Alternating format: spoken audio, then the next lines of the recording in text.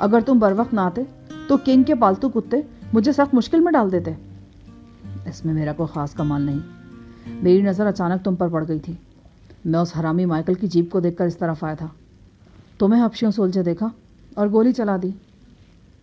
میں نے پروفیسر کو نہیں بتایا کہ حبشیوں کے ساتھ الجھنے سے چند لمحے پہلے میں مائیکل سے الجھ رہا تھا، اور نہ ہی یہ بتایا کہ میں اس کی لانتی گردن کا کڑاکا نکال چکا ہوں، کیونکہ اگر میں یہ بتا دیتا تو عین ممکن تھا کہ مائیکل کے خون کے لیے پروفیسر کی دیوانی پیاس پھر بھڑک اٹھتی اور وہ چلتی جیپ سے کود کر واپس بستی کی طرف روانہ ہو جاتا۔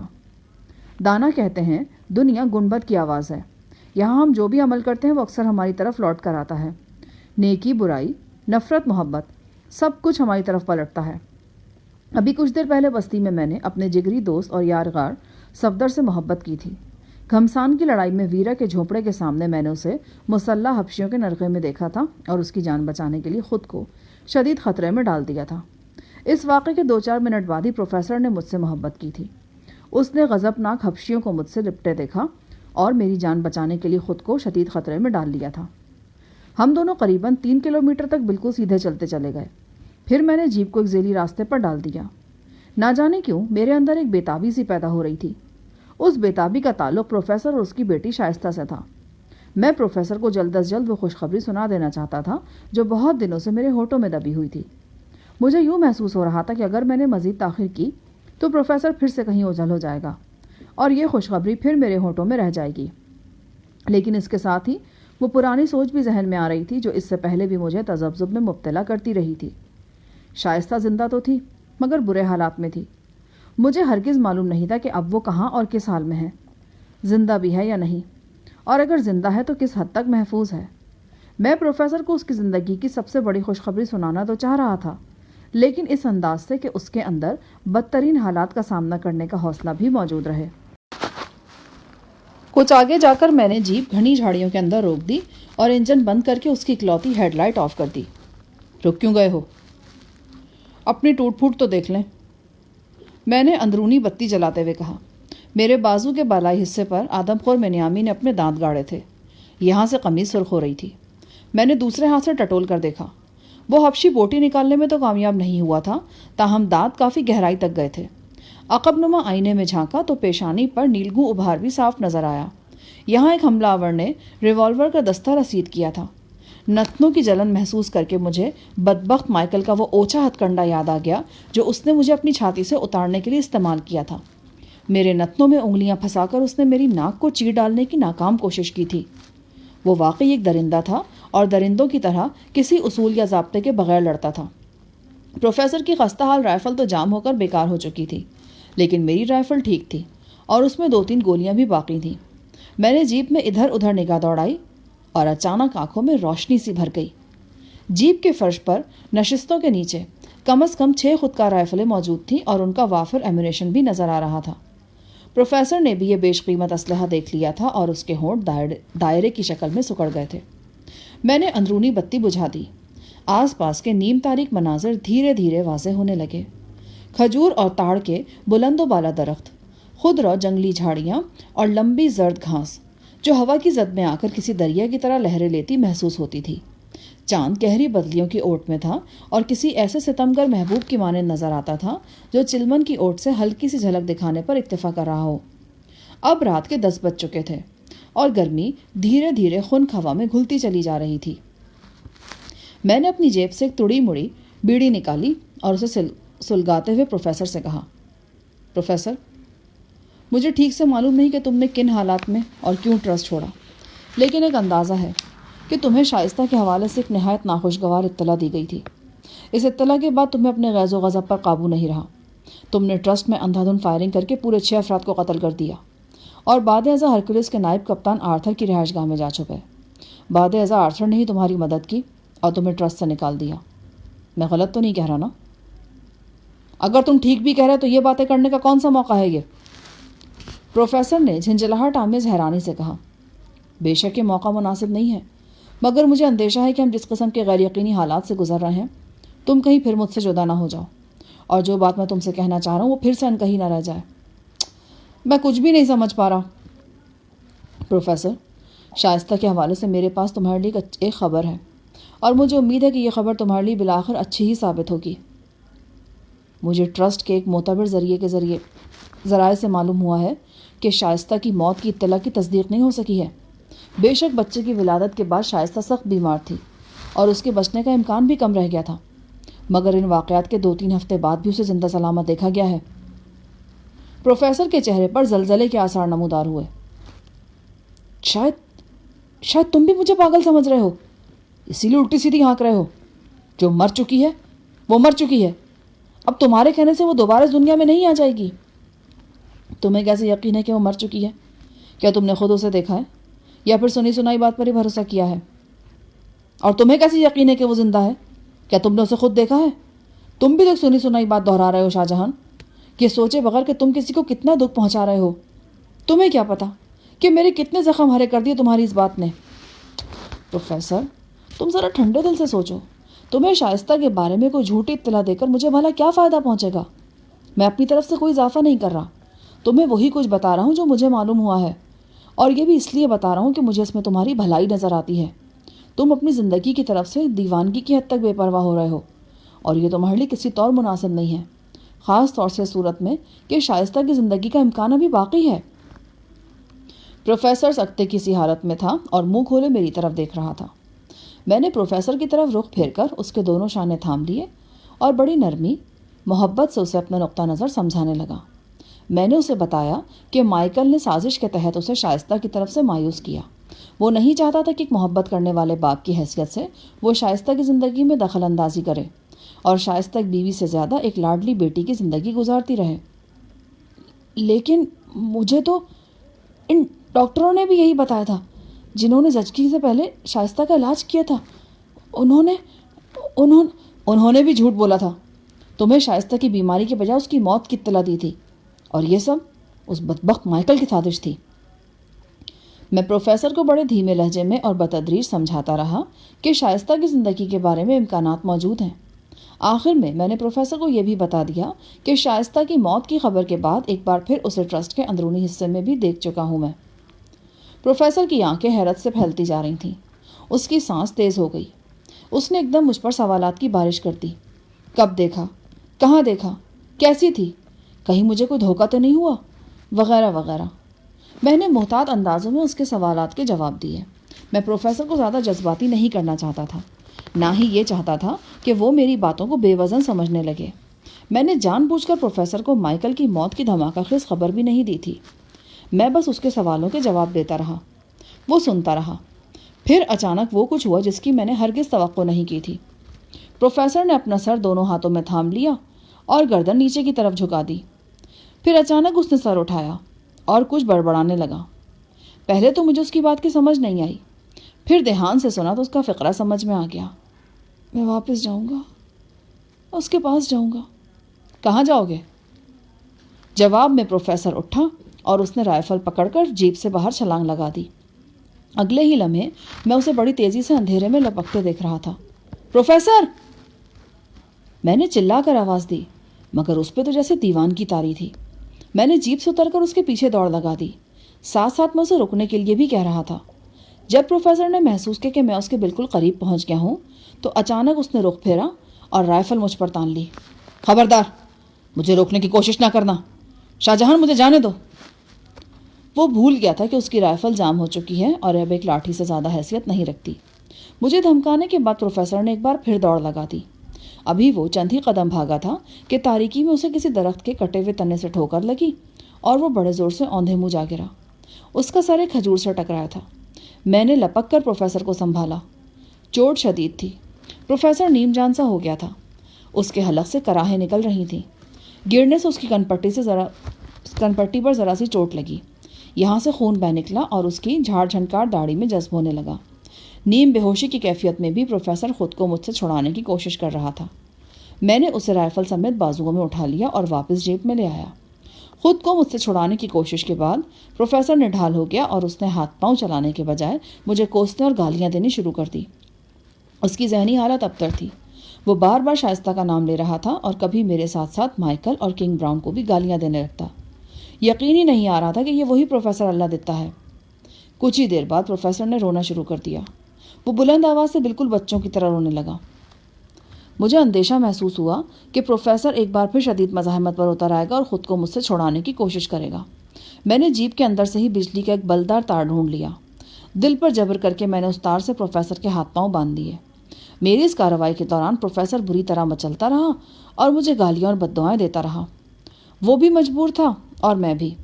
میری مجبوری اس لحاظ سے ہمدردانہ تھی کہ اس میں پروفیسر کی بہتری کا خیال بھی شامل تھا۔ اچھی طرح باندھنے کے بعد میں نے پروفیسر کو اگلی اور پچھلی نشست کے درمیانی خلا میں ڈال دیا۔ ڈرائیونگ سیٹ سنبھالنے سے پہلے میں نے احتیاطاً ایک بار پھر پروفیسر کی بندشیں اچھی طرح چیک کی۔ جنون کی حالت میں انسان کی طاقت میں خاطر کا اضافہ ہو جاتا ہے، اور پروفیسر کوئی ایسا ویسا جنونی نہیں تھا۔ وہ ٹرسٹ میں کئی افراد کو قتل کر کے تہلکہ مچا چکا تھا۔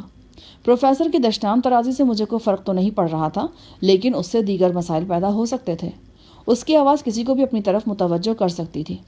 میں نے کوشش کر کے پروفیسر کے منہ میں بھی کپڑا ٹھونس دیا۔ یہ سب کرنا مجھے اچھا نہیں لگ رہا تھا، لیکن وقت کی مجبوری تھی۔ ابھی میں نے جیپ پھر سے سٹارٹ نہیں کی تھی کہ کچھ آوازوں نے مجھے چونکا دیا۔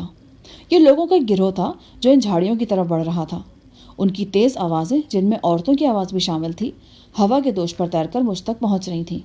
ان آوازوں میں اضطراب اور بے چینی کی کیفیت صاف محسوس کی جا سکتی تھی، بلکہ ان آوازوں کو شاید چیخے کہنا زیادہ مناسب ہوگا۔ میں نے جیپ گھنی جھاڑیوں میں روک رکھی تھی۔ یہ مقام قدرے نشیب میں تھا۔ اطراف میں لمبی جنگلی گھاس سر اٹھائے کھڑی تھی۔ اس بات کا امکان کم ہی تھا کہ یہ لوگ مجھے دیکھ سکیں گے۔ پھر بھی میں پیش آمدہ حالات کے لیے تیار ہو گیا۔ جیپ کے فرش پر موجود رائفلوں میں سے ایک رائفل اٹھا کر میں نے اس کا میگزین وغیرہ چیک کیا اور چوکس ہو کر بیٹھ گیا۔ 5-10 منٹ کے اندر آوازیں بالکل قریب پہنچ گئیں۔ اب میرے لیے اندازہ لگانا قطعی مشکل نہیں تھا کہ یہ لارسیوں کا ایک گروہ ہے جو بستی سے جان بچا کر بھاگا ہے۔ وہ لوگ اب جلد از جلد خطرناک حدود سے نکل جانا چاہتے تھے۔ وہ جس رخ سے آ رہے تھے انہیں جیپ سے 30-40 گز دور ہی جانا تھا۔ اچانک میں ٹھٹک گیا۔ میرے دل نے گواہی دی کہ ان بھاگنے والوں کا غیر معمولی اضطراب اور خوف بے معنی نہیں ہے۔ وہ واقعی شدید خطرے میں تھے۔ میں نے جیپوں کی آواز سنی۔ یہ آواز لارسیوں کے عقب سے بلند ہو رہی تھی۔ کچھ ہی دیر بعد میں نے جھاڑیوں کے دوسری جانب لارسیوں کے حفلے دیکھے۔ یہ 15-20 افراد کا ایک گروہ تھا۔ آوازوں سے پتہ چلتا تھا کہ ان میں عورتیں بھی ہیں۔ ان لوگوں کے اوپر کو اٹھے ہوئے نیزے صاف دیکھے جا سکتے تھے۔ یہ سب لوگ تقریباً دوڑنے والے انداز میں چل رہے تھے۔ دوڑ شاید اس لیے نہیں رہے تھے کہ ان کے ساتھ عورتیں بھی تھیں اور عورتوں کی کمر پر بچے بھی بندھے ہوئے تھے۔ چاند کا کچھ حصہ بدلیوں کی اوٹ سے جھانکنے لگا اور اس کی ہی مدھم روشنی تھی، جس کی وجہ سے میں کافی فاصلے سے بھی لارسیوں کو دیکھنے میں کامیاب رہا تھا۔ یکا یک لارسی مجھے صاف نظر آنے لگے۔ ان کے نیزے، سیاہ ننگی ٹانگیں، تیزی سے حرکت کرتے ہوئے سر۔ لارسیوں کے یوں دکھائی دینے کی وجہ یہ تھی کہ ان پر کسی گاڑی کی تیز ہیڈ لائٹس پڑ رہی تھیں، اور یہ گاڑی ان گاڑیوں میں سے ہی تھی جو تعاقب میں آ رہی تھیں۔ دیکھتے ہی دیکھتے بڑے سائز کی 3 جیپوں نے لارسیوں کے اس ڈرے سہمے گروہ کو گھیر لیا۔ عورتوں کی چیخیں دلدوز ہو گئیں۔ پھر میں نے ایک عجیب منظر دیکھا۔ ہوا میں ایک جال اچھلا اور چیختے چلاتے لارسیوں پر جا پڑا۔ 8-10 لارسی مرد و زن اس جال میں الجھ گئے اور بری طرح مچلنے لگے۔ 3-4 لارسی عورتیں چیختی ہوئی بھاگ گئیں اور ان کا رخ عین میری جیپ کی طرف تھا۔ ایک تیز رفتار گاڑی ان کے عقب میں تھی، لیکن ابھی وہ عورتیں جیپ سے 15-20 گز دوری تھیں کہ ایک جال ان پر بھی گرا اور انہیں لپیٹ میں لے لیا۔ یہ بڑا روح فرسا منظر تھا۔ جدید ترین ہتھیاروں سے مسلح افراد جو کنگ براؤن کے ہرکارے تھے، انسانوں کو جانوروں کی طرح پکڑ پکڑ کر گاڑیوں میں کھینچ رہے تھے۔ چند افراد جو جال کی زد سے بچ نکلے تھے، انہیں ٹرسٹ کے محافظوں نے دوڑ کر پکڑ لیا اور زمین پر اوندھا گرا کر ان کے ہاتھ پشت پر مخصوص ہتھکڑیوں سے جکڑ دیے۔ ایسی منحوس ہتھکڑیاں میں نے ٹرسٹ میں لاتعداد دیکھی تھیں۔ اسی دوران میں ایک ٹرک نما گاڑی بھی ہچکولے کھاتی ہوئی موقع پر پہنچ گئی۔ گاڑی کی باڈی کی ایک جانب گولیوں کے کئی سوراخ موجود تھے۔ یہ سوراخ یقیناً اسی خونریز ہنگامے کی نشانی تھے جو ابھی کچھ دیر پہلے بستی میں برپا ہوا تھا۔ کچھ لارسیوں کو جالوں میں سے نکال لیا گیا، کچھ کو جالوں سمیت ہی اٹھا کر ٹرک نما گاڑی میں پٹخ دیا گیا۔ وہ چیخ رہے تھے اور آہو بکا کر رہے تھے۔ پھر میں نے ایک اور منحوس آواز سنی۔ یہ کیبوکو کی آواز تھی، وہی بے رحم پتلی لچکدار چھڑی جو ٹرسٹ میں بردوں کو جانوروں کی طرح ہکاتی تھی۔ میں ایک بار خود بھی اس سفاک چھڑی کا مزہ چکھ چکا تھا۔ یہ چھڑی انسان کے جذبہ عقائد کے ساتھ ہی صدیوں کا سفر کرتی ہوئی اس دور جدید میں پہنچ گئی تھی۔ میں نے اسے کنگ براؤن کے جابر ہاتھ میں دیکھا اور اس کے علاوہ بھی نہ جانے کہاں کہاں موجود تھی۔ میرے ہاتھ میں رائفل تھی اور انگلی لبلبی پر تھی۔ ٹرسٹ والوں کی ظالمانہ کارروائی کے دوران میں ایک دو بار میرے جی میں آئی کہ ان لوگوں کو بچانے کی کوشش کروں، مگر یہ سوچ صرف سوچ رہی۔ ٹرسٹ والے فی الوقت صورتحال پر پوری طرح سے حاوی تھے۔ ان کی 4 گاڑیاں اور کم و بیش 1.5 درجن تربیت یافتہ گارڈ یہاں موجود تھے۔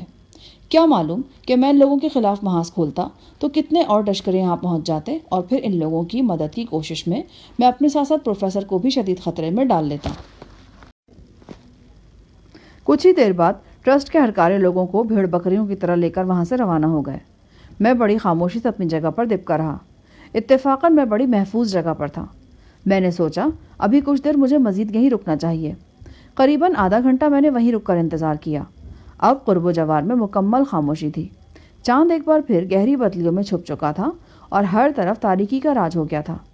میں نے جیپ اسٹارٹ کی اور اکلوتی ہیڈ لائٹ کے سہارے بہت کم رفتار سے آگے بڑھنے لگا۔ نشیب سے نکل کر میں قطرے بلندی پر آیا تو دور عقب میں مجھے افق پر ہلکی سرخی نظر آئی۔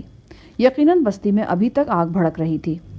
قریباً 2 گھنٹے کے انتہائی دشوار گزار سفر کے بعد مجھے ایک بستی کے آثار نظر آئے۔ میں نے جیپ بستی سے کافی فاصلے پر درختوں میں روک دی اور صبح کا انتظار کرنے لگا۔ صبح زیادہ دور نہیں تھی۔ کچھ دیر بعد ہی مشرقی افق پر وہ روشنی نمودار ہو گئی جسے صبح کاذب کا نام دیا جاتا ہے۔ پروفیسر بہت دیر تک مچلتا رہا تھا، پر اب وہ نڈھال ہو گیا تھا اور بس کبھی کبھار اس کے حلق سے غوں غاں کی آواز سنائی دے جاتی تھی۔ صبح کے انتظار میں بیٹھنا فضول تھا۔ اس دوران میں نے ایک اہم کام کیا۔ میں نے سوچا قیمتی رائفلوں کو کہیں چھپا دینا چاہیے۔ خوش قسمتی سے مجھے جیپ کے اندر ہی ایک شاندار خفیہ خانہ مل گیا۔ یہ خانہ جیپ کے فرش میں واقع تھا اور اتنی صفائی سے بنایا گیا تھا کہ دروازے کا جوڑ تلاش کرنا قریباً ناممکن تھا۔ اس کے دروازے کو کھولنے کے لیے نمبروں والا ایک تالا درمیانی نشست کے پیچھے نصب کیا گیا تھا۔ میں نے اس خفیہ خانے کو کھولا اور 6 رائفلیں بم ایمونیشن یہاں چھپا دی۔ بعد ازاں تالے کو مخصوص نمبر پر سیٹ کر دیا۔ صبح صادق کے بعد روشنی پھیلنی شروع ہوئی۔ یہ خون آشام اور پرہنگام رات کی صبح تھی۔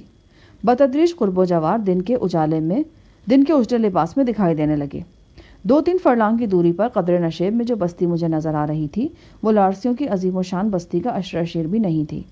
تاہم بستی کا رنگ ڈھنگ اور جھوپڑیوں کی ساخت اور جھوپڑوں پر لہراتے ہوئے جھنڈے، یہ سب کچھ لارسیوں کی بستی سے ملتا جلتا تھا۔ بستی میں 100 کے قریب جھوپڑے ہوں گے۔ اس کے علاوہ کھجور کے تنوں اور گھاس پھوس سے بنے ہوئے چھپر بھی تھے۔ ان میں سے کچھ چھپروں کے نیچے نحیف و نزار جانور بندھے ہوئے تھے۔ دور سے ہی اندازہ ہو جاتا تھا کہ یہ غریب غربا کی بستی ہے۔ میں نے پروفیسر کو تو جیپ سمیت وہیں رہنے دیا۔ خود میں درختوں کی آڑ لے کر چلتا ہوا اس صحرائی گاؤں کی طرف بڑھا۔ میرے جسم پر ابھی تک لارسی قبیلے والا لباس تھا۔ یہ لباس خوشنما ہونے کے باوجود مذائقہ خیز ہی لگتا تھا۔ ایک لمبا سا چولا تھا اور نیچے کڑھائی دار پاجامے کی شکل والا لباس تھا جس کے پائچے کافی کھلے تھے۔ ایک فل لوڈڈ خودکار رائفل CQ میرے پاس تھی۔ اس رائفل کی نال چونکہ کافی چھوٹی ہوتی ہے لہٰذا میں اسے بآسانی اپنے لبادے میں چھپا سکتا تھا۔ بھوک سے میرا برا حال تھا۔ میں جانتا تھا کہ پروفیسر کا حال بھی مجھ سے مختلف نہیں ہوگا۔ پروفیسر کو تو ویسے بھی پیاس بہت زیادہ لگتی تھی۔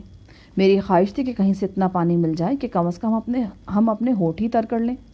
اس کے علاوہ گاڑی کے ریڈیٹر کے لیے بھی پانی کی شدید ضرورت تھی۔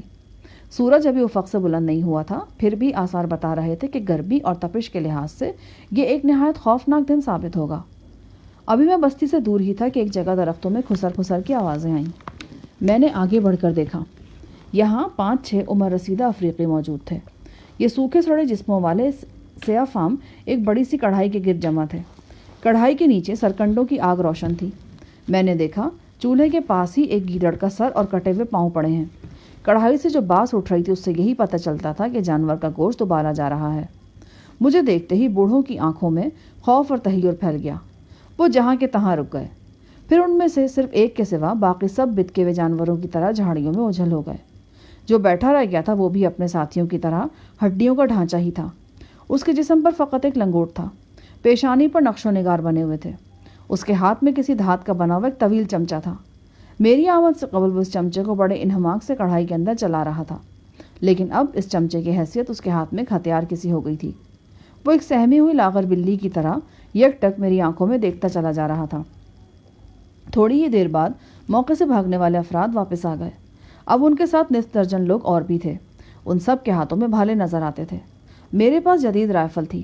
میں چند سیکنڈ کے اندر ان افراد کو زیر کر سکتا تھا، مگر نہ جانے کیوں مجھے ان مسکین صورت افراد سے کوئی خطرہ محسوس نہیں ہوا، جیسے میرے اندر کے وجدان نے مجھ سے کہا کہ یہ دشمن نہیں دوست ہیں۔ میں نے پہلے اپنے دونوں ہاتھ اوپر اٹھائے اور انہیں بتایا کہ میرا ارادہ کسی بھی طرح جارحانہ نہیں ہے، اور پھر میں نے اشاروں کے نائب انہیں سمجھایا کہ میں ایک مصیبت زدہ ہوں، طویل مسافت کے سبب بھوک پیاس کا شکار ہوں اور ان سے مدد چاہتا ہوں۔ ایک بوڑھا درختوں میں گیا اور تھوڑی دیر بعد مٹی کے پیالے میں سرد پانی لے آیا۔ پانی پی کر میں نے سر جھکایا اور مقامی انداز میں شکریہ ادا کیا۔ وہ لوگ ابھی پوری طرح مطمئن نہیں ہوئے تھے۔ ان میں سے وہ شخص جو نسبتاً دلیر تھا اور مجھے دیکھ کر بھی کڑھائی کے قریب بیٹھا رہا تھا، آگے بڑھا اور مقامی زبان میں مجھ سے مختلف سوالات پوچھنے لگا۔ غالباً وہ میرے لبادے کے نیچے رائفل کی موجودگی سے بھی آگاہ ہو چکا تھا۔ میں نے اس کی تسلی کے لیے رائفل نکالی اور سامنے فرش پر رکھ دی۔ جو ہی میں نے رائفل فرش پر رکھی، بھالا بردار افراد تیزی سے آگے آئے اور انہوں نے مجھے گھیر لیا۔ ایک بھالے کی نوک باقاعدہ میری کمر سے چھونے لگی۔ سوالات پوچھنے والے شخص نے آگے بڑھ کر اچھی طرح میری جامع تلاشی لی، میری کلائیاں دیکھی، پیشانی کا نیلگو بھار دیکھا، میرے بازو کا وہ حصہ دیکھا جہاں رات کو آدم خور منیامی نے دانت گاڑے تھے۔ یہ زخم دیکھنے کے بعد دفتن میرے میزبانوں کا رویہ نرم محسوس ہونے لگا۔ میرے بازو کو اریاں کرنے کے بعد دو بوڑھے بڑے دھیان سے میرا زخم ملاحظہ کرتے رہے۔ اس کے بعد وہ بار بار اس بات میں سر ہلانے لگے۔ مجھے لے کر وہ گھنے درختوں میں آ گئے۔ میری رائفل ایک تنومند شخص نے اٹھا لی تھی۔ اس کے رائفل اٹھانے کے انداز سے ظاہر ہوتا تھا کہ وہ اس کا استعمال نہیں جانتا۔ مجھے قریباً 1 فرلانگ دور بستی کی حدود میں لایا گیا۔ یہاں ہم گھاس پھوس کی بنی ہوئی ایک کوٹری میں داخل ہوئے۔ یہ دیکھ کر مجھے سخت حیرت ہوئی کہ کوٹری کے فرش میں سے ایک زینہ نیچے اترتا تھا۔ ہم اس تاریک زینے میں داخل ہو گئے۔ میرے ساتھ آنے والے بیشتر افراد باہر ہی رہ گئے تھے۔ اب صرف 3 افراد میرے ساتھ تھے۔ ان میں سے ایک وہی تھا جس نے میری رائفل اٹھا رکھی تھی۔ اس نے سر پر ٹوپی پہن رکھی تھی اور وہ شکل و صورت سے مسلمان نظر آتا تھا۔ صرف اسی کی بات نہیں تھی، بستی کے اکثر افراد مجھے مسلمان ہی لگ رہے تھے۔ زینے اترنے کے بعد میری حیرت میں مزید اضافہ ہو گیا۔ یہاں ایک کافی بڑا قلعہ تھا۔ در و دیوار کچے تھے اور کچے فرش پر درختوں کی چھال بچھی ہوئی تھی۔ میرے میزبانوں نے مجھے بیٹھنے کا اشارہ کیا۔ ایک بار پھر ٹھنڈے پانی سے میری تواضع کی گئی۔ ایک شخص کہیں سے مرہم نما دوا اٹھا لایا۔ اس نے یہ دوا میری پیشانی اور بازو کے زخم پر لگائی۔ وہ سرتاپا ہمدرد نظر آ رہے تھے، لیکن اس کے ساتھ ساتھ وہ ڈرے ہوئے بھی تھے۔ یہ بات اب اچھی طرح میری سمجھ میں آ رہی تھی کہ اس نامعلوم بستی کے لوگ اپنے ارد گرد کے حالات سے کافی حد تک باخبر ہیں۔ یقیناً انہیں یہ بھی معلوم ہو گیا تھا کہ کل رات جھیلزار کے کنارے لارسیوں کی بستی میں کیا طوفان برپا ہوا ہے۔ میرا مخصوص لباس اس بات کی گواہی تھا کہ میں لارسیوں کی بستی سے آ رہا ہوں۔ اس کے بعد میرے جسم کی چوٹیں اور خاص طور سے میرے بازو پر دانتوں کا زخم دیکھ کر انہیں یقین ہو گیا تھا کہ میں لارسیوں کے ساتھ مل کر باہر کے حملہ آوروں سے برسر پیکار رہا ہوں۔ انہوں نے میرے لیے ہمدردی محسوس کی تھی اور خوفزدہ ہونے کے باوجود مجھے پناہ دے دی تھی۔ میں نے اشاروں کے نام میں انہیں بتایا کہ میرا ایک ساتھی بھی یہی ہے اور یہاں سے کچھ فاصلے پر ایک گاڑی میں بندھا پڑا ہے۔ میری بات سمجھ میں آنے کے بعد 2 افراد فوراً باہر نکل گئے اور آدھے پون گھنٹے بعد پروفیسر سمیت اس زمین دوز پناہ گاہ میں واپس آ گئے۔ پروفیسر کو وہ بندھی ہوئی حالت میں ہی لائے تھے، اور تو اور اس کے منہ سے کپڑا نکالنے کی بھی کوشش نہیں کی گئی تھی۔ وہ لوگ پروفیسر کو میرا کوئی دشمن سمجھ رہے تھے اور ان کی سوچ منطقی تھی۔ میں پروفیسر کو بندھی ہوئی حالت میں لیے پھر رہا تھا۔ میں نے اشاروں کے نام میں اپنے میزبانوں کو سمجھایا کہ وہ پروفیسر کی طرف سے پریشان نہ ہوں، وہ میرا دوست ہے اور میں اسے سمجھا بجھا کر ٹھیک کر لوں گا۔ میزبانوں نے اس پناہ گاہ میں تازہ پانی کے علاوہ تھوڑا سا دودھ اور زردی مائل مکھن بھی پہنچا دیا۔ مکھن کے ساتھ موٹے آٹے کی روٹی تھی۔ ایک شخص نے اشاروں کے نام میں مجھ سے گاڑی کے متعلق پوچھا جس میں ہم یہاں پہنچے تھے۔ میں نے اس کو بتایا کہ یہ گاڑی ہم نے حملہ آوروں سے چھینی ہے۔ میری اس اطلاع پر سوال کرنے والے کی آنکھوں میں خوشی کی موہوم سی چمک نظر آئی۔ کھانے کی اشیاء فرش پر رکھنے کے بعد وہ لوگ باہر چلے گئے۔ طاقدان میں 2 چراغ روشن تھے۔ ان چراغوں کے سبب زینوں والا دروازہ بند ہونے کے بعد بھی اس پناہ گاہ میں روشنی موجود رہی۔ پروفیسر اب قدرے پرسکون نظر آ رہا تھا۔ شائستہ کے بارے میں میری اطلاع سننے کے بعد اس پر جو جنونی کیفیت طاری ہوئی تھی وہ اب نظر نہیں آتی تھی۔ میں نے اسے سمجھاتے ہوئے کہا، دیکھو پروفیسر، شائستہ کے بارے میں ہم بھی کچھ کم فکر مند نہیں ہیں، لیکن جو انداز تم اپنا رہے ہو وہ کسی طور بھی درست نہیں۔ رات کو میرے پاس اس کے سوا کوئی چارہ نہیں تھا کہ تمہیں زبردستی روک لوں۔ میری دلی دعا ہے کہ شائستہ صحیح سلامت ہو، اور اگر وہ صحیح سلامت ہے تو پھر تمہاری جلد بازی سے نقصان پہنچا سکتی ہے، سخت نقصان۔ یہ نقصان اسے براہ راست پہنچ سکتا ہے اور تمہاری وجہ سے بھی پہنچ سکتا ہے۔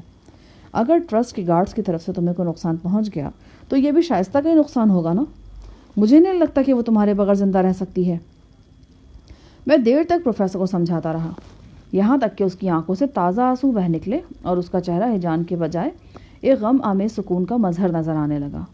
میں نے بڑی آہستگی سے اس کا منہ کھول دیا، پھر اس کے ہاتھ پاؤں بھی بندشوں سے آزاد کر دیے۔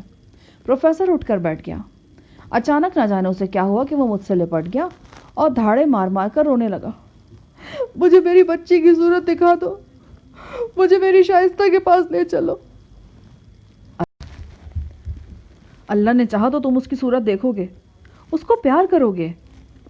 میں نے اسے اپنے ساتھ بھیجتے ہوئے کہا، وہ زندہ تو ہے نا؟ تم نے اسے دیکھا ہے نا؟ تمہیں کوئی دھوکہ تو نہیں ہوا نا؟ آخری الفاظ کہتے کہتے وہ دل و جان کی گہرائی سے لرز گیا۔ میں نے تمہیں جو کچھ بتایا ہے سچ بتایا ہے۔ مجھے موجودہ حالات کا تو علم نہیں، لیکن میرے دل کی گواہی ہے کہ تمہارا پیار اتنی آسانی سے شائستہ کو زندگی ہارنے نہیں دے گا۔ پروفیسر نے چہرہ بازوؤں میں چھپا لیا اور روتے ہوئے بولا، ہاں وہ نہیں مرے گی۔ وہ اپنے باپ کو اتنا بڑا دکھ نہیں دے سکتی۔ کیسے دے سکتی ہے وہ اتنا بڑا دکھ؟ اگلے 4-5 روز ہم نے اسی پناہ گاہ میں بند ہو کر گزار دیے۔ ہمارے میزبان غربت کے مارے ہوئے تھے، اس کے علاوہ وہ خوفزدہ بھی بہت تھے۔ اس کے باوجود وہ اپنی طرف سے ہماری خدمت اور حفاظت میں کوئی کسر اٹھا نہیں رکھ رہے تھے۔ ان کے جسموں اور چہروں سے ظاہر تھا کہ انہیں 2 وقت کی روکی سوکی بھی مشکل سے نصیب ہوتی ہے، مگر ہمارے لیے وہ کسی نہ کسی طرح 3 وقت کھانے کا انتظام کر دیتے تھے۔ اگر ہم کھانے سے انکار کرتے یا ہاتھ کھینچ کر رکھتے تو وہ اصرار کر کے کھلاتے۔ چونکہ ہم ایک دوسرے کی زبان بالکل نہیں سمجھتے تھے، لہٰذا ارد گرد کے حالات کا ہمیں نہ ہونے کے برابر علم تھا۔ کچھ پتہ نہیں تھا کہ ہمارے آنے کے بعد جھیلزار کے کنارے کیا ہوا، نہ ہی یہ پتا تھا کہ جھیلزار کے کنارے لارسیوں کی عظیم الشان بستی اب موجود بھی ہے یا نہیں۔ مجھے سب سے زیادہ فکر صفدر اور ویرا کی تھی۔ جس وقت بستی میں ہنگامہ شباب پر تھا، وہ دونوں ایک دوسرے کا ہاتھ تھام کر بستی کی حد بندی کی طرف گئے تھے۔ ان کے سامنے آگ اور بارود کی دیوار تھی۔ خبر نہیں کہ وہ دونوں اس دیوار کو عبور کرنے میں کامیاب ہو سکے تھے یا نہیں۔ میں کسی وقت ان دونوں کے متعلق اتنا سوچتا تھا کہ دماغ پھٹتا سا محسوس ہوتا۔ جس جگہ ہم قیام پذیر تھے وہ ایک سرنگ نما قیام گاہ تھی۔ چھت بمشکل 6 فٹ اونچی ہوگی۔ زینوں کے قریب کا حصہ نسبتاً کشادہ تھا، لیکن آگے جا کر یہ سرنگ نما پناہ گاہ قدرے تنگ ہو گئی تھی۔ سرنگ کے اس حصے کو ایک سوتی پردے کے ذریعے دوسرے حصے سے علیحدہ کیا گیا تھا۔ اس دوسرے حصے سے ہم نے اکثر دھواں اٹھتے دیکھا تھا۔ ہمارے میزبانوں میں سے کوئی اگر اس حصے کی طرف جاتا تو ننگے پاؤں اور بے حد عزت و احترام کے ساتھ واپس آ جاتا۔ دبے پاؤں جانے والے دبے پاؤں ہی واپس آتے تھے۔ وہ جب بھی واپس آتے تو زیر لب کچھ نہ کچھ پڑھ رہے ہوتے۔ یوں لگتا کہ اس حصے میں کوئی برگزیدہ مذہبی ہستی رہائش پذیر ہے۔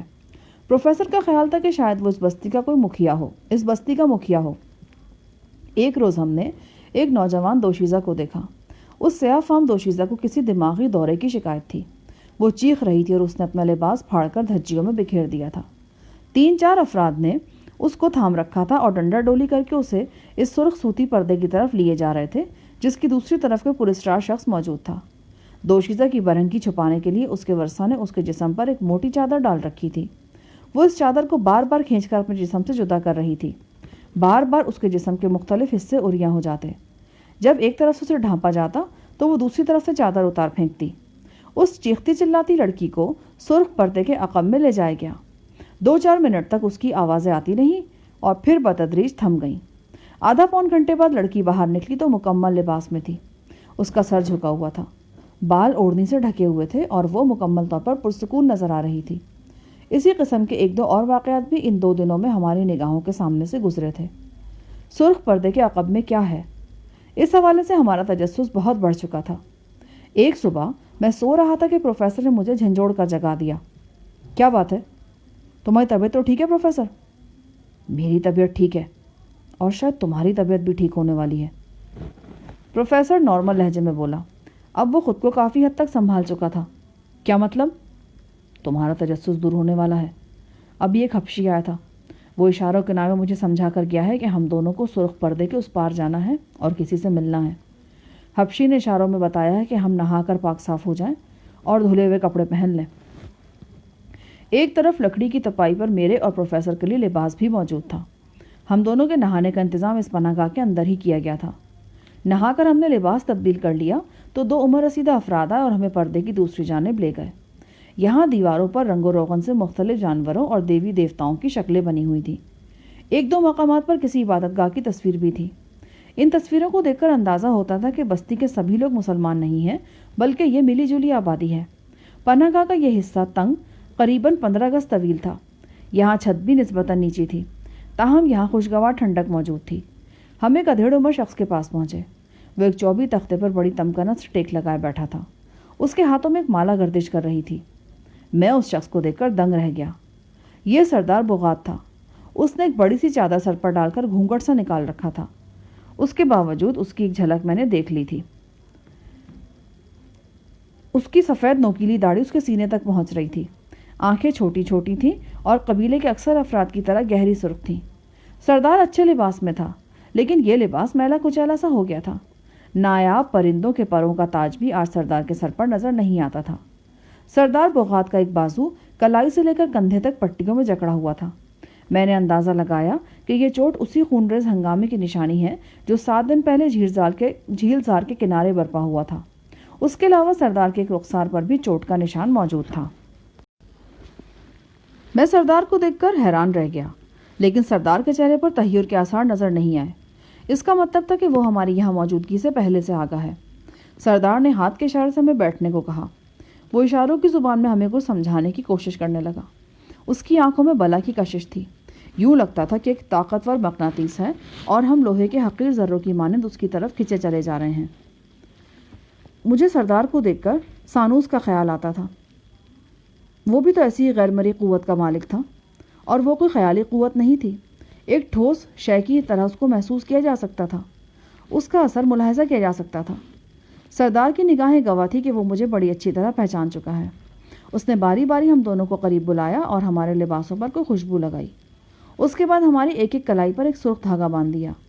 اس سرخ دھاگے میں 2 سفید جنگلی پھول بھی پروئے گئے تھے۔ اس سرخ دھاگے اور سفید پھولوں کو دیکھ کر میں ذرا سا چونکا۔ مجھے یاد آیا کہ یہ سرخ دھاگا اور سفید پھول میں نے پہلے بھی دیکھے ہیں۔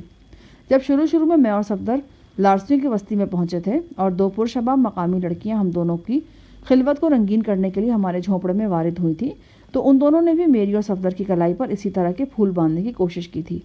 بعد ازاں صوفیہ نے شرم سے سرخ ہوتے ہوئے اور ہنستے ہوئے بتایا تھا کہ یہ پھول بہت خوشی کے موقع پر باندھے جاتے ہیں، خاص طور سے ایسی خوشی جس کا تعلق جوان مرد اور جوان عورت کے باہمی تعلق سے ہو۔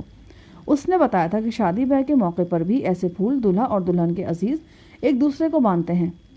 میری سمجھ نہیں آ رہا تھا کہ لارسیوں کے سردار بغات نے اس وقت یہ پھول ہم دونوں کو کیوں باندھے ہیں۔ شاید کوئی شادی بیاہ کا سلسلہ تھا، اور نہ ہی کوئی دوشیزہ ہماری خدمت گزاری کے لیے کمر بستہ نظر آ رہی تھی۔ سردار بغات ہاتھوں اور آنکھوں کے اشاروں سے ہمیں کچھ سمجھانے کی کوشش کر رہا تھا، لیکن کچھ بھی ہمارے پلے نہیں پڑ رہا تھا۔ بس یہ اندازہ ہوتا تھا کہ سردار کسی محفل یا تقریب وغیرہ کا ذکر کر رہا ہے، کوئی ایسی تقریب جس میں ہمیں کھانا وغیرہ بھی پیش کیا جائے گا، اور ہو سکتا ہے کہ رقص کا انتظام بھی ہو۔ کچھ دیر تک سردار سے ہم نے گفتگو کی۔ اس گفتگو کا کوئی لفظ ہمارے پلے نہیں پڑا۔ بس یہ سمجھ میں آیا کہ سردار خوش ہے اور خوشی کے اس موقع پر ہمیں بھی اہمیت دے رہا ہے، خاص طور سے مجھے۔ بستی میں ہونے والے خونریز ہنگامے کے بعد اور کنگ براؤن کے ہاتھوں ایک واضح شکست کے بعد سردار کا یوں خوش نظر آنا حیرانی کی بات تھی۔ چاہے خوشی وقتی تھی یا کچھ بھی تھا، خوشی تو خوشی ہی تھی۔ کچھ دیر بعد ہم سرخ پردے کی دوسری جانب سے اپنے قیام گاہ میں واپس آ گئے۔ پروفیسر بولا، لارسی سردار کو یہاں دیکھ کر پرانے قصے کہانیاں یاد آ گئے ہیں۔ بادشاہ دشمن فوج کے ہاتھوں شکست کھانے کے بعد ایسے ہی ہمسائے ملکوں میں پناہ لیا کرتے تھے۔ مثال تو تمہاری صحیح ہے پروفیسر، مگر سردار علی اعلان پناہ گزیر نہیں ہوا، یہ خفیہ پناہ گاہ ہے۔ اگر ٹرسٹ والوں کو بھنک بھی پڑ گئی نا کہ سردار یہاں ہے، تو وہ سردار سمیت اس غریب بستی کی بھی اینٹ سے اینٹ بجا دیں گے۔ وہ تو ٹھیک ہے، مگر یہ لوگ قبائلی نظام کے تحت رہتے ہیں۔ اس بستی کے لوگوں کا تعلق بھی کسی قبیلے سے ہوگا۔ اس بستی کے لوگوں پر ہاتھ ڈالنے کا مطلب پورے قبیلے سے ٹکر لینا ہے۔ وہ تو بات کی باتیں ہیں، باہر سے مدد پہنچنے تک تو اس بستی کا صفایا ہو جانا یقینی ہے، اور ممکن ہے کہ ہمارے ساتھ بھی ایسا ہی ہو۔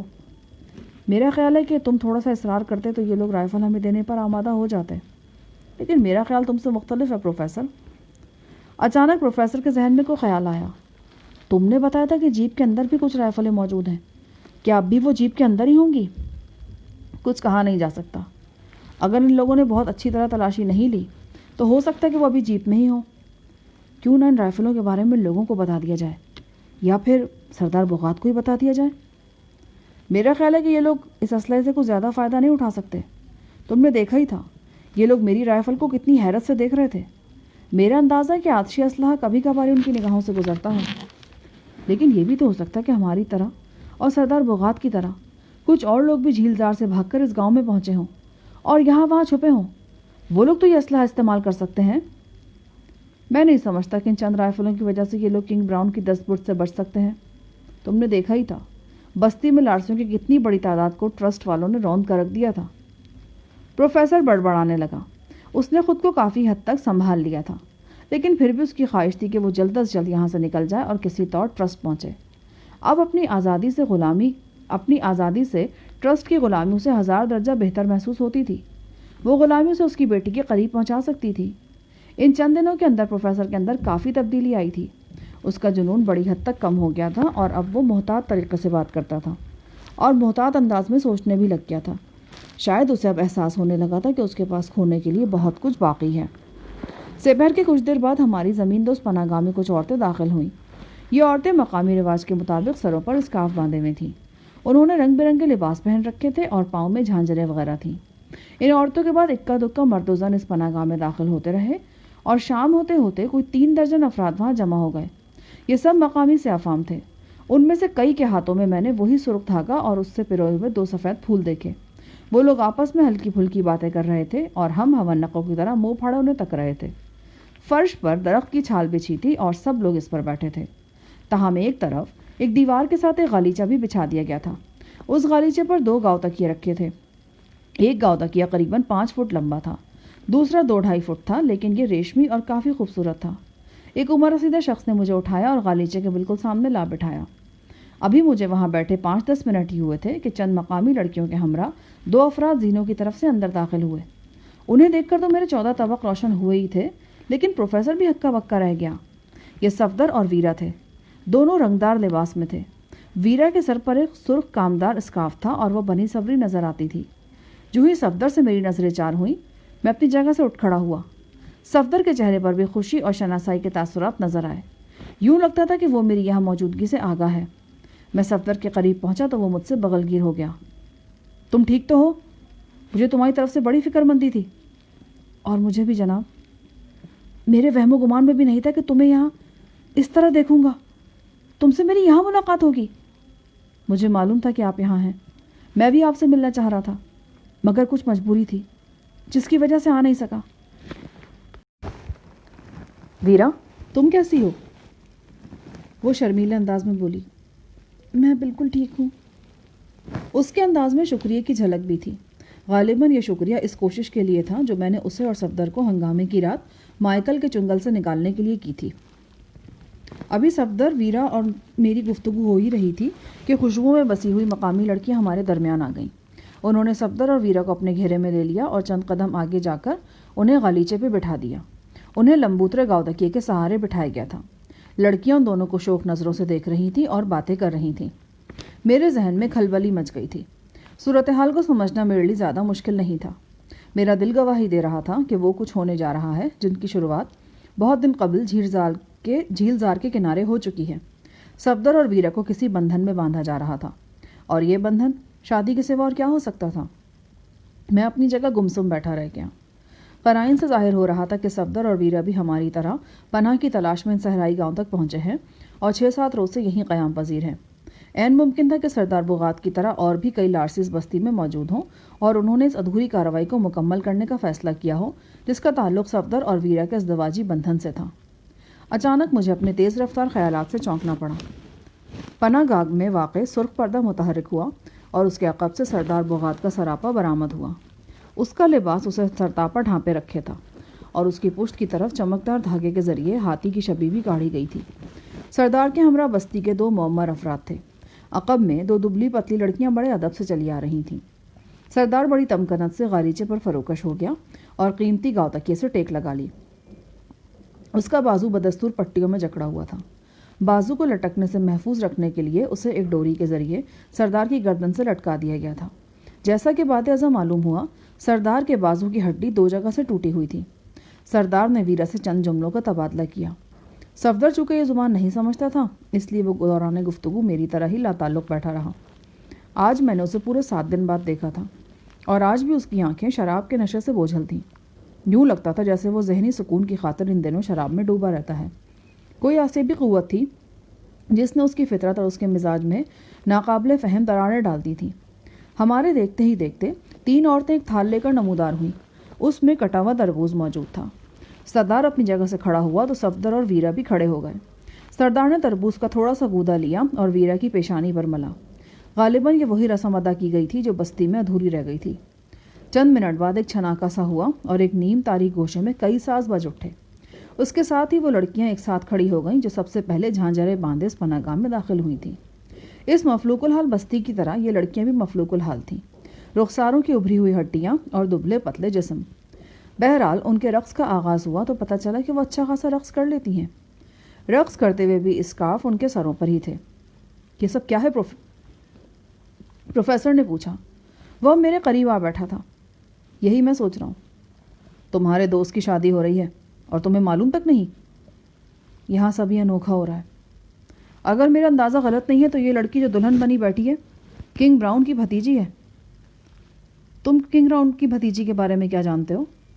وہی جو جھیل زار کے لارسی جانتے ہیں اور دوسری تمام بستیوں کے لارسی جانتے ہیں۔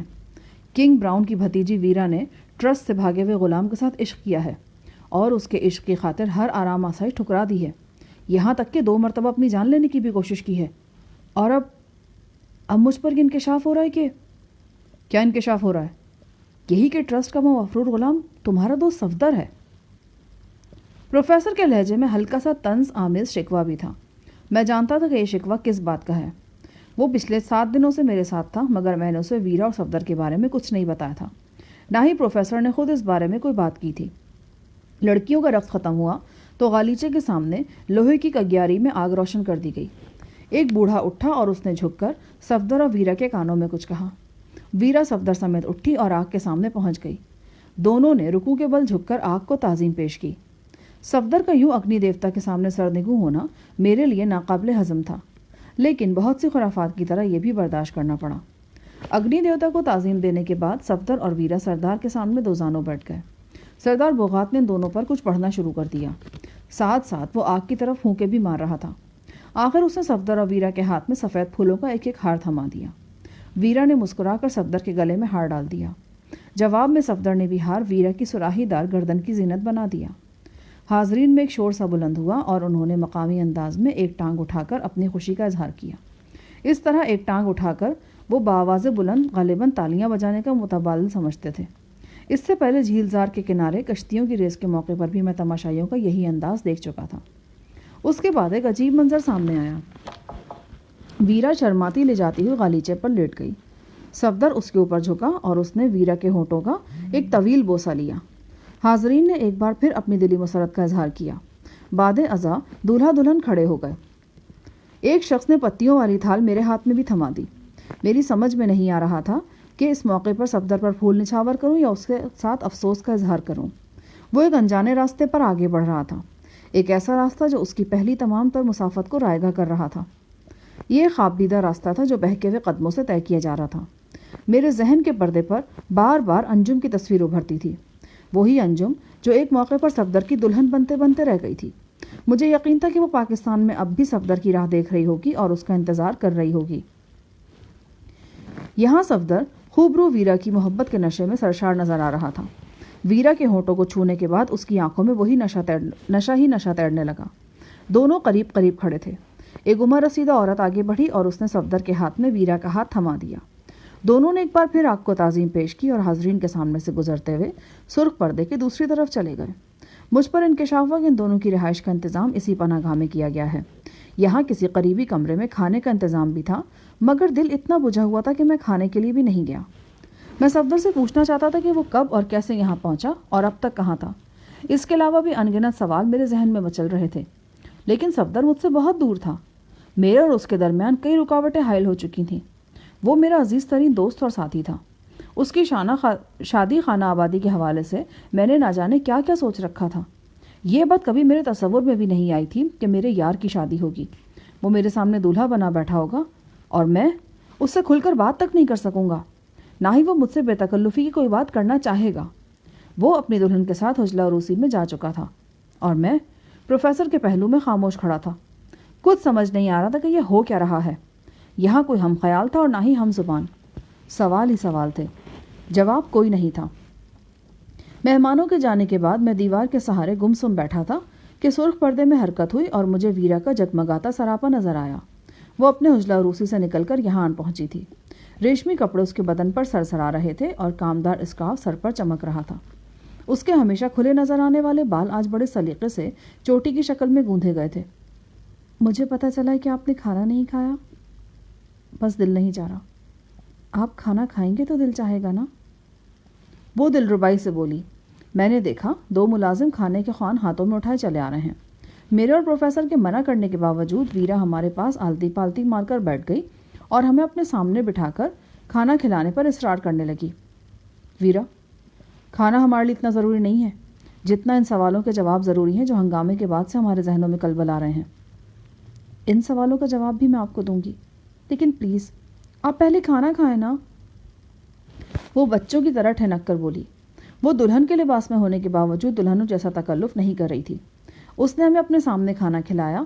پھر وہ ہمیں یہ بتانے میں مصروف ہو گئی کہ وہ اور صفدر جھیل زار سے اس صحرائی گاؤں تک کیسے اور کیوں کر پہنچے. اس کی باتوں سے جو کچھ معلوم ہوا اس کے لب لباب یہ ہے کہ جب آپ نے لڑائی میں مائیکل کو دبوچ لیا اور صفدر سے کہا کہ وہ مجھے لے کر بھاگ جائے تو ہم دونوں ایک چھکڑے میں گھس گئے. اس چھکڑے کے آگے 2 گھوڑے موجود تھے. کچھ دیر بعد ایک ہینڈ گرینیڈ اس چھکڑے سے کچھ فاصلے پر پھٹا. شدید دھماکے سے گھوڑے بدک گئے اور چھکڑا اندھا دھند بھاگ کھڑا ہوا. بستی کی حدود سے باہر نکل کر چھکڑا گھنی جھاڑیوں میں گھس گیا اور رک گیا. اسی دوران میں شدید فائرنگ سے خوفزدہ ہو کر بھاگنے والے کچھ لارسی وہاں پہنچ گئے. انہوں نے زور آزمائی کر کے چھکڑے کو گھنی جھاڑیوں میں سے نکالا اور خود بھی اس میں سوار ہو گئے. وہ سخت خوفزدہ تھے. ان میں ایک عورت کے پیٹ میں گولی لگی تھی. یہ عورت تھوڑی دیر بعد چھکڑے کے اندر ہی دم توڑ گئی. لارسیوں نے بتایا اس وقت بہترین پناہ گاہ مالے کا گاؤں ہے. انہیں یقین تھا کہ گاؤں والے اس مشکل وقت میں انہیں پناہ دے سکتے ہیں. یہ گاؤں عام راستے سے کافی ہٹ کر تھا. تھوڑی سی بحث مباحثے کے بعد یہ لوگ ہم دونوں سمیت اس مالے نامی گاؤں کی طرف روانہ ہو گئے. جب ہم بھٹکتے ہوئے اس گاؤں تک پہنچے تو یہ رات کے اندھیرے میں ڈوبا ہوا تھا. ہماری بری حالت دیکھ کر یہاں کے مکھیا نے ہمیں پناہ دی اور جس چھکڑے پر ہم یہاں پہنچے تھے وہ چھپا دیا. اگلے روز ہمیں معلوم ہوا کہ ہمارے علاوہ بھی 10-15 لارسی جان بچا کر اس صحرائی گاؤں تک پہنچے ہیں اور ان میں سردار بغات بھی شامل ہے. سردار کی طرح ہمیں بھی ایک خفیہ پناہ گاہ میں رکھا گیا تھا. معلوم ہوا کہ پچھلے 1-1.5 برس میں اس طرح کی پناہ گاہیں آس پاس کے کئی دیہات میں بنائی گئی ہیں. ان پناہ گاہوں کا اصل سبب ٹرسٹ کا خوف ہی ہے. تیسرے روز میری اور صفدر کی ملاقات سردار سے کرائی گئی تھی. سردار نے اسی دن میری اور صفدر کی شادی کا فیصلہ کر لیا تھا. سردار کا کہنا تھا کہ شادی کی ابتدائی رسومات بستی میں ادا ہو گئی تھی. اب دیوتاؤں کی خوشی سے میں ہے کہ ہماری شادی انجام پا جائے. اپنی رودات سناتے ہوئے ویرا کے چہرے پر دھوپ چھاؤں کا سا منظر تھا. اپنی شادی کی اسے خوشی بھی تھی لیکن اس کے ساتھ اس تباہی کا رنج و غم بھی تھا جس نے چند روز پہلے جھیل زار کی بستی میں تہلکہ مچایا تھا. وہ اور صفدر چونکہ ہم سے بھی پہلے بستی سے نکل آئے تھے اس لیے انہیں کچھ پتہ نہیں تھا کہ بعد میں وہاں کیا ہوا ہے. ہاں، بعد میں یہاں پہنچنے والا ایک لارسی کی زبانی ویرا کو بس اتنا معلوم ہو سکا تھا کہ اس کا چچا بو کارلو اور چند دیگر سرکردہ افراد ٹرسٹ کے گارڈز کے ہاتھوں گرفتار ہوئے تھے. عبادت گاہ بوما کی تباہی کا منظر بھی اس لارسی نے اپنی آنکھوں سے دیکھا تھا. اسے اندیشہ تھا کہ بستی میں 200-250 افراد ہلاک ہوئے ہیں اور سینکڑوں افراد کو زندہ پکڑ کر ٹرسٹ لے جایا گیا ہے. رات کافی ہو چکی تھی. ویرا بدستور آلتی پالتی مارے ہمارے پاس بیٹھی تھی اور باتیں کر رہی تھی. گاؤں کی لڑکیاں 2-3 بار آ کر اسے دیکھ چکی تھیں. ان کی آنکھوں میں شوخی کے ساتھ ساتھ حیرت بھی تھی. حیرت یقیناً اسی بات کی تھی کہ ویرا اپنے حجلہ عروسی میں جانے کے بجائے ہمارے پاس بیٹھی تھی. اس کا دولہا یقیناً بے چینی سے اس کا منتظر تھا. اسی دوران سردار بغات بھی وہاں پہنچ گیا. اس نے ویرا کو پیار بھری نظروں سے دیکھا، پھر مقامی زبان میں اس سے کچھ کہا. یقیناً یہی کہا ہوگا کہ اب وہ اپنے دولہا کے پاس جائے.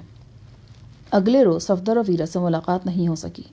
تاہم اس سے اگلے روز ویرا نے دوپہر کے کھانے پر مجھے اور پروفیسر کو بلا لیا. زمین دوز ہونے کی وجہ سے یہ پناہ گاہ قدرے ٹھنڈی تھی، ورنہ گرمی ہر طرف قیامت ڈھا رہی تھی. بار بار پیاس لگتی تھی اور مقامی طرز کے پنکھے ہر شخص کے ہاتھ میں نظر آتے تھے. اس پناہ گاہ میں جو صفدر اور ویرا کو کمرہ دیا گیا تھا وہ خاصا کشادہ تھا. اس میں باہر سے روشنی اور ہوا کی آمد بھی ہوتی تھی. مسحری کے بجائے فرش پر دوہری چٹائی بچھی ہوئی تھی. ایک طرف سراہی اور مٹی کے پیالے رکھے تھے. ویرا کا عروسی جوڑا ایک طرف کھوٹی سے لٹک رہا تھا. اب وہ عام سے لباس میں نظر آتی تھی. تیل سے آلودہ تاقدان میں مٹی کے 2 چراغ رکھے تھے. یہیں پر ایک طرف اناج پیسنے والی پتھر کی چکی بھی موجود تھی. یوں لگتا تھا کہ ابھی کچھ دیر پہلے تک ویرا یا اس کی ملازمہ اس چکی پر آٹا پیستی رہی ہیں.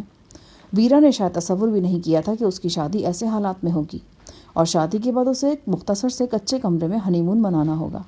وہ ٹرسٹ کے جدید ترین اور انتہائی پر آسائش ماحول سے نکلی اور چند ہی دنوں میں ایک ایسے ماحول میں آ پہنچی تھی جس کی نسبت پتھر کے دور سے لگتی تھی، مگر وہ اس ماحول میں بھی خوش نظر آتی تھی، اور یہ خوشی اس لیے تھی کہ اس کا محبوب اس کے ساتھ تھا. ویرا بہت اجلی اور نکھری نکھری نظر آتی تھی. اس کی حرکات و سکنات میں وہی سرشاری تھی جس کا تعلق انسان کی روحانی طمانینت اور اندرونی راحت سے ہوتا ہے. اس نے یہاں دستیاب اشیاء سے ایک مزیدار ڈش تیار کی تھی. اس میں کھجوریں، جو کا دلیا اور پنیر وغیرہ استعمال ہوا. ساتھ میں بکری کا گوشت تھا اور ٹھنڈا دودھ تھا جس میں بتاشے وغیرہ گھولے گئے تھے. صفدر نے بھی ہمارے ساتھ بیٹھ کر کھانا کھایا. بظاہر تو وہ بھی خوشی نظر آتا تھا، لیکن اس کی آنکھوں میں ایک طرح کی ندامت میں محسوس کر سکتا تھا. اس ندامت کی وجہ میں جانتا تھا اور صفدر بھی بڑی اچھی طرح جانتا تھا. یہ شادی اچانک جن حالات میں ہوئی تھی وہ ہم دونوں کے لیے ڈھکے چھپے نہیں تھے. نرم سے نرم الفاظ میں بھی کہا جاتا تو یہی کہا جا سکتا تھا کہ اس شادی نے ہم دونوں دوستوں کے درمیان خلیج سی حائل کر دی تھی. صفدر اس خلیج سے آگاہ تھا اور کسی حد تک ویرا بھی. غالباً اسے بھی یہ احساس دامنگیر تھا کہ اس کی وجہ سے جہاں اور بہت کچھ ہوا ہے وہاں 2 گہرے دوستوں کے درمیان دوری بھی پیدا ہوئی ہے. اب وہ اپنی دانست میں اس دوری کو اپنے اخلاق اور محبت سے پاٹنے کی کوشش کر رہی تھی. کھانے کے بعد پروفیسر تو واپس چلا گیا. ہم تینوں اپنی اپنی جگہ خاموش بیٹھے رہے. مجھے محسوس ہوا کہ صفدر کچھ کہنا چاہ رہا ہے لیکن کہہ نہیں پا رہا. آخر ویرا نے اس کی مشکل آسان کرتے ہوئے کہا، شاہ جہاں صاحب، میرا خیال ہے یہ آپ سے کچھ کہنا چاہ رہے ہیں. ہاں صفدر، کہو، کیا بات ہے؟ جناب، میں اپنے رویے پر بہت شرمندہ ہوں شاہ جہاں صاحب. میں نے آپ کی مزاحمت کی، آپ پر ہاتھ اٹھایا. اس کے لیے شاید میں خود کو کبھی معاف نہ کر سکوں. چلو کوئی بات نہیں، پرانی باتوں کو چھوڑ دو. جو ہونا تھا وہ ہو چکا. اب ہمیں آئندہ کے لیے سوچنا چاہیے. صفدر اس واقعے پر معذرت کر رہا تھا. اس غمناک واقعے کے مقابلے میں صفدر کی معذرت بہت معمولی تھی، لیکن چلو، اس نے معذرت تو کی تھی. ویرا اٹھ کر دوسرے حصے میں چلی گئی. شاید اس نے محسوس کیا تھا کہ اس کی موجودگی میں ہم دونوں کھل کر بات نہیں کر پا رہے. اس کے جانے کے بعد صفدر بولا، شاہ جہاں صاحب، آپ جانتے ہیں جو کچھ ہوا اتنی جلدی میں ہوا کہ میں خود بھی چکرا کر رہ گیا. جب ویرا نے دوسری مرتبہ خودکشی کی کوشش کی تو وہ تقریباً کامیاب ہو گئی تھی. مجھے یوں لگا کہ میں اس کا قاتل بننے والا ہوں اور اس کی موت ساری عمر کے لیے میرے دل کا بوجھ بننے والی ہے. مجھ سے سب برداشت نہیں ہو سکا. تمہاری بات ٹھیک ہے صفدر، مگر ویرا کی زندگی کا سوچتے ہوئے تمہیں اپنے ساتھیوں کی زندگی کا بھی سوچنا چاہیے تھا. میں نے تم سے کہا تھا نا کہ اگر ہم لارسیوں سے امیدیں وابستہ کر لیں گے تو یہ درست نہیں ہوگا. کینگ کے جدید ترین ہتھیاروں اور تربیت یافتہ کمانڈوز کے سامنے ان قبائلیوں کی کوئی اہمیت نہیں ہے. اب ہم کیا کر سکتے ہیں؟ اب ہم صرف یہ دعا کر سکتے ہیں کہ جو غلطی تم سے ہوئی ہے وہ پوری طرح کنگ براؤن کے علم میں نہ آئی ہو. وہ لوگ کسی نہ کسی طور اب بھی ہمیں اپنا وفاداری سمجھ رہے ہوں. کیا ایسا ممکن ہے؟ ممکن تو ہے. لڑائی کے دوران 2-3 بندے تم سے لپٹے ہوئے تھے. وہ تینوں تمہاری فائرنگ سے ہلاک ہو گئے تھے. لیکن مائیکل، اس نے بھی تو ہمیں دیکھا تھا. تمہارے لیے ایک اطلاع ہے، بلکہ اسے خوشخبری کہنا چاہیے. مائیکل اب اس دنیا میں نہیں رہا. وہ میرے ہاتھوں مارا گیا ہے. کیا واقعی؟ ہاں، وہ اسی جگہ ہلاک ہو گیا تھا. کیا گولی لگی تھی اسے؟ گولی بھی لگی تھی، مگر اس سے پہلے ہی میں اس کی گردن مروڑ چکا تھا. میں نے تو اپنا منہ سر کپڑے میں لپیٹ رکھا تھا. اگر تمہیں بھی کسی شخص نے نہیں دیکھا تو ہمارا بھرم قائم رہ سکتا ہے. تاریکی تھی وہاں پہ جناب، اور لڑائی بھی گھمسان کی ہو رہی تھی. مجھے امید ہے کہ کسی نے مجھے شناخت نہیں کیا ہوگا. ایسی صورت میں ٹرسٹ والے گمان کر سکتے ہیں کہ بستی سے فرار ہونے والے لارسی ہم دونوں کو بھی کہیں اپنے ساتھ ہی لے گئے ہوں گے. میں اور صفدر کچھ دیر تک اس موضوع پر بات کرتے رہے. فی الوقت صورتحال سخت غیر یقینی تھی. ان حالات میں بہتر یہی تھا کہ پوشیدہ رہ کر تیل اور تیل کی دھار دیکھی جاتی. اگلے 3-4 روز بھی ہم نے اسی پناہ گاہ میں بند رہ کر گزارے. وقت گزرنے کے ساتھ ساتھ ٹرسٹ کی طرف سے کسی ناگہانی چھاپے کا خطرہ کم ہوتا جا رہا تھا. شاید ویرا اور سردار بوغات وغیرہ کی تلاش کرنے والوں نے اس چھوٹے سے گاؤں کو نظر انداز ہی کر دیا تھا. ہمارے خیال میں اگر انہوں نے ایسا کر دیا تھا تو یہ ہمارے لیے بڑی خوش قسمتی کی بات تھی. اگر وہ ویرا کی تلاش میں اس گاؤں پر چھاپا مارتے تو بہت مشکل تھا کہ یہ عام سی پناہ گاہ ہمیں تحفظ فراہم کر سکتی۔ گاؤں کے کئی افراد کو یہ معلوم تھا کہ ہم یہاں چھپے ہوئے ہیں، کہ ان کے اہلکاروں پر تشدد کرتے تو ان بیچاروں کے لیے زبان بند رکھنا ناممکن ہو جاتا۔ ان 4-5 دنوں میں صفدر کی بلانوشی جاری رہی تھی۔ وہ ہر وقت نشے میں ڈوبا نظر آتا تھا۔ اب تو یہ نشہ 2 آتشا ہو گیا تھا، یعنی شراب کے ساتھ ویرا کا شباب بھی اس میں شامل ہو گیا تھا۔ وہ دونوں ہر وقت ایک دوسرے میں کھوئے نظر آتے۔ صفدر سے ویرا کا عشق اتنا واشگاف تھا کہ ہر جگہ چمکتا دمکتا دکھائی دیتا تھا۔ یہ عشق ویرا کی آنکھوں سے جھانکتا تھا، اس کے کنگنوں میں کھنکتا تھا، اس کی پازیبوں کے ساتھ ناچتا تھا۔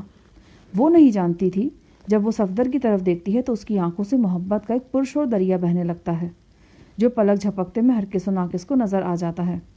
میں ٹھیک سے نہیں جانتا تھا کہ صفدر کی بلانوشی کے حوالے سے ویرا کے کیا خیالات ہیں، لیکن اتنا اندازہ مجھے بھی تھا کہ وہ اس بے اعتدالی کو پسند نہیں کر رہی، اور ممکن ہے کہ وہ نرم الفاظ میں صفدر کو ٹوکتی بھی ہو۔ اس پناہ گاہ کے باہر کے حالات کے متعلق ہماری معلومات میں کوئی اضافہ نہیں ہو سکا تھا۔ بس ایک دن ویرا سے اتنا معلوم ہوا تھا کہ حملے کی رات جھیل زار کی بستی پوری طرح تباہ ہو گئی تھی، اور اب اس بستی پر مکمل طور پر ٹرسٹ والوں کا قبضہ ہے۔ مقامی پولیس بھی ٹرسٹ والوں کی پوری مدد کر رہی تھی، اور لارسیوں کو شرپسند عناصر قرار دے کر دبانے کی پوری کوشش کی جا رہی ہے۔ ایک روز ویرا میرے پاس آئی۔ اس کا موڈ خوشگوار تھا۔ میں تو اس قبر نما پناہ گاہ میں مرنے کی حد تک بور ہو گئی تھی۔ اب کیا ہوا ہے؟ آپ کو نہیں معلوم؟ جب تک ہمیں افریقی زبان پر عبور حاصل نہیں ہوتا ہمیں بھلا کیا معلوم ہو سکتا ہے، اور میرا خیال ہے اس کام میں 10-15 سال تو ہمیں لگ ہی جائیں گے۔ وہ میرے مزاح کو نظر انداز کرتے ہوئے بولی، سردار بغات نے ہماری نئی نئی شادی پر ترس کھاتے ہوئے ہم پر پابندی تھوڑی سی نرم کر دی ہے۔ کیا مطلب؟ سردار نے کہا ہے کہ آج چاندنی رات ہے، ہم کھانے کے بعد کچھ دیر کے لیے پناہ گاہ سے باہر گھوم پھر سکتے ہیں۔ ہم سے تمہاری کیا مراد ہے؟ ہم تینوں، یعنی میں، صفدر اور آپ۔ تو پروفیسر نے کیا گناہ کر دیا؟ ٹھیک ہے، میں پروفیسر کے بارے میں سردار سے پوچھ لیتی ہوں، میرا خیال ہے کہ وہ اجازت دے دیں گے۔ اس پناہ گاہ کا مختصر سا خلا اب ہمارے لیے واقعی سہانے روح بن گیا تھا۔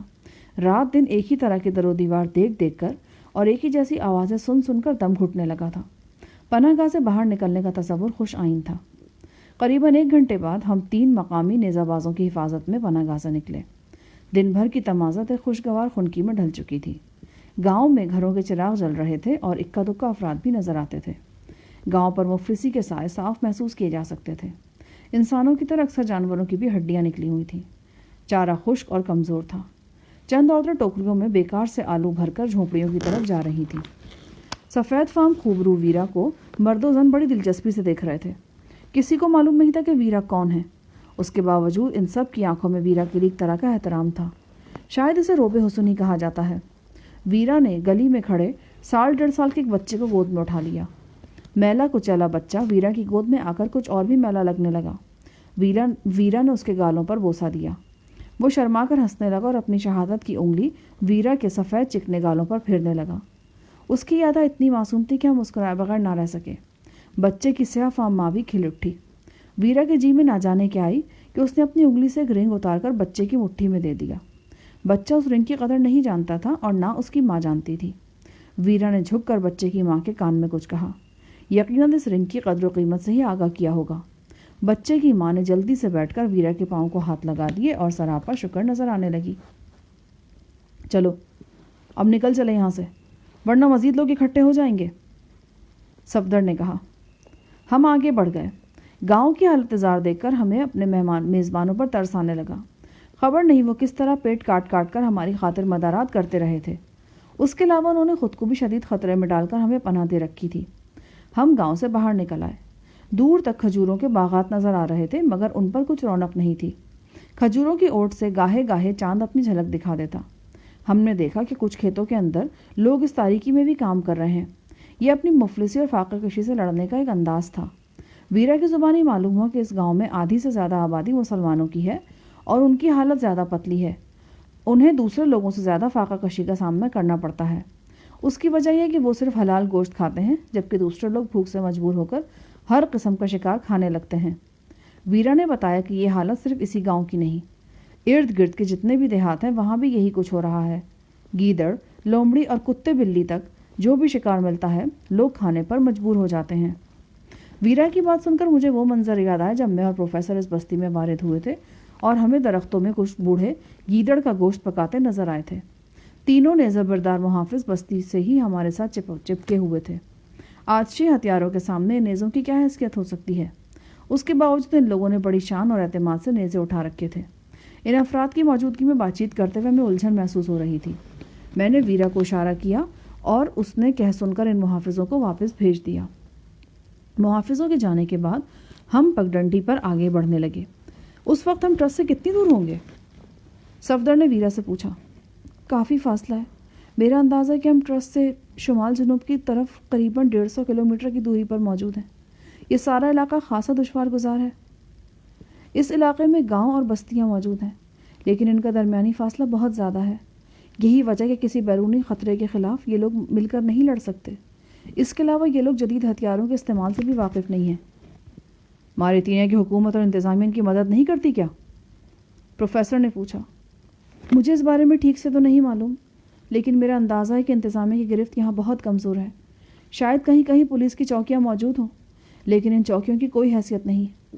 ان چوکیوں پر موجود پولیس اہلکار دراصل مقامی وڈیروں کے زیر اثر ہوتے ہیں اور ان کے گماشتوں کا سا کردار ادا کرتے ہیں۔ ویرا شاید ٹھیک ہی کہہ رہی تھی۔ کنگ براؤن بھی تو ایک بہت بڑے انٹرنیشنل وڈیرے کی حیثیت رکھتا تھا۔ اس نے بھی مقامی پولیس کو زرخرید لونڈی بنا رکھا تھا۔ اگر ایسا نہ ہوتا تو پھر ہم تک ایسی اطلاع کیوں پہنچتی کہ پولیس جھیلزار کے تباہ حال باسیوں کو ہی مجرم قرار دے رہی ہے؟ در حقیقت یہ نام نہاد پولیس تھی اور اس کا مقصد صرف 62 لوگوں کے ہاتھوں میں کھیلنا تھا۔ ایک جگہ اچانک پروفیسر کو گاڑی کے ٹائروں کے نشان نظر آئے۔ چاندنی میں ریت پر نظر آنے والے یہ نشان جھاڑیوں کے اندر سے ہوتے ہوئے دور تک چلے گئے تھے۔ صفدر کے چہرے پر پریشانی کے گمبھیر سائے لہرانے لگے۔ ان نشانات کا نظر آنا واقعی خطرے کی نشانی تھی، تاہم کم از کم میری حد تک یہ پریشانی جلد ہی دور ہو گئی۔ میں نے پہچان لیا کہ یہ اسی جیپ کے نشانات تھے جس پر ہم جھیلزار سے اس بستی تک پہنچے تھے، اور اس کی نشانی یہ تھی کہ جیپ کا اگلا ٹائر لہرا رہا تھا۔ میں نے صفدر اور ویرا کو بتایا تو انہیں کچھ تسلی ہوئی۔ ہم نشانات کے ساتھ ساتھ چلتے آگے بڑھنے لگے۔ یوں لگتا تھا کہ بستی والوں نے حفاظت کی غرض سے جیپ کو نسبتاً زیادہ محفوظ جگہ پر چھپا دیا ہے۔